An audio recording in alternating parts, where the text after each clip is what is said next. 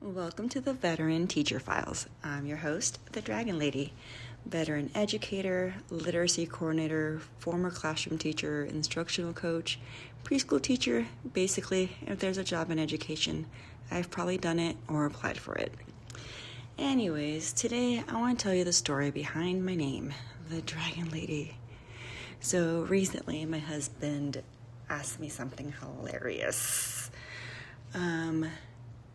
We were parenting our kids. We have toddlers, and he was like, "Where's the Dragon Lady? Where's the voice? Don't you have like a teacher voice or something?" And honestly, that question took me all the way back to a specific classroom experience. So today I want to tell you that story. At the time, I was teaching kindergarten at a charter school, and listen, charter school kindergarten is not for the weak. I had 28 kindergartners, 28 5-year-olds. And yes, before anyone asks, I did have an assistant teacher, thank goodness, but still, there was chaos. Organized chaos, but still chaos. I was a little bit younger back then. I was in my older 20s, and I had a lot of energy. I had stamina. I thought I could outwork exhaustion.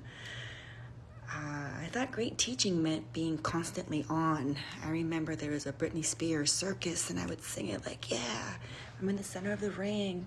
Something about crack a whip or something, just like a circus. And if you've ever taught kindergarten, you know your classroom management voice kind of becomes part of your identity. And every teacher develops a different voice. There's the sweet sing-songy voice that you're like, "Oh, hi, welcome to kindergarten." And there's the disappointed voice that like, man, really? There's the, I'm calling your mom voice. And then there's that voice that comes from like nowhere, like somewhere like deep down in your soul. That voice that like in your diaphragm, could be diaphragm, sorry, deep down in your diaphragm, that survival mode gruntle voice. So one day my class is just being extra. They're wild, they're off the hook, and they're doing centers. There's 28 kids everywhere. I think my assistant has her own little table with 4 or 5 kids. I'm at my kidney-shaped table with 4 or 5 kids. And yeah, it's just, like I said, just a regular old Tuesday. There's kids talking over each other. There's kids moving all over their place. There's probably somebody crying or sticking crayons in my fish tank. There's glue sticks without caps, just educational excellence. And I had tried to get their attention, different things, and no one's listening to me. I think I rang the little ding ding ding chimes, and nothing happened. I'm like, class, and they're supposed to say yes, but no one says anything. And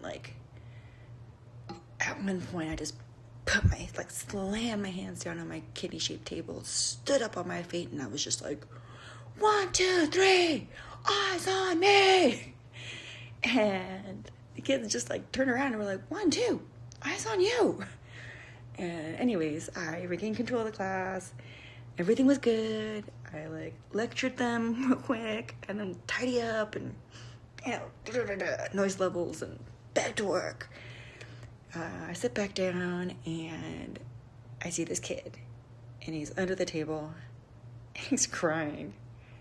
And I'm just like, what? What's up? Why are you crying?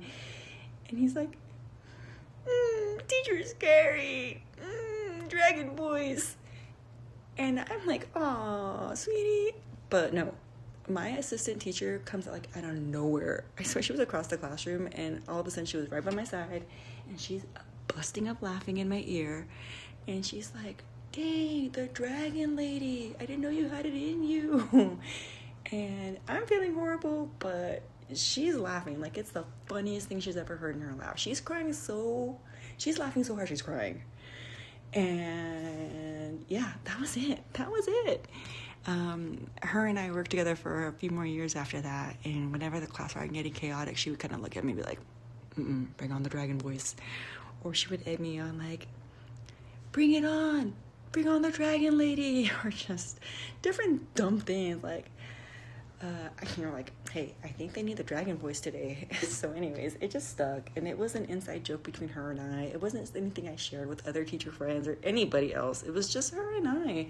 But then once my husband found out about it, it just became bigger than whatever it was. But yeah, that's basically it. That's the whole dragon lady story. And I think almost every veteran teacher develops a version of the dragon lady. And it's not because we're mean. It's not because we don't love our kids. It's because teaching requires a weird combination of like warmth and authority, especially when you're a young teacher, especially in environments where you're trying to prove yourself, and especially in educational systems where you're constantly managing impossible expectations. So when I think back to becoming the dragon lady, it was totally survival mode. I was managing a huge class. I had high expectations of myself. There was constant stimulation, and I was trying to become the kind of teacher I thought I needed to be. And honestly, a lot of us create these teacher personas. The super organized teacher, the Pinterest teacher, the calm teacher, the strict teacher, the no-nonsense teacher.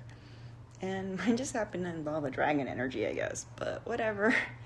The interesting part is my husband says that I've lost that energy. He thinks I've lost my dragon voice after becoming a mom.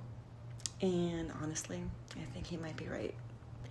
Because somehow I used to have endless energy for classrooms full of kids yelling and full of energy, full of like birthday cupcake energy.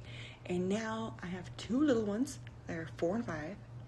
And dang, they've humbled me real quick.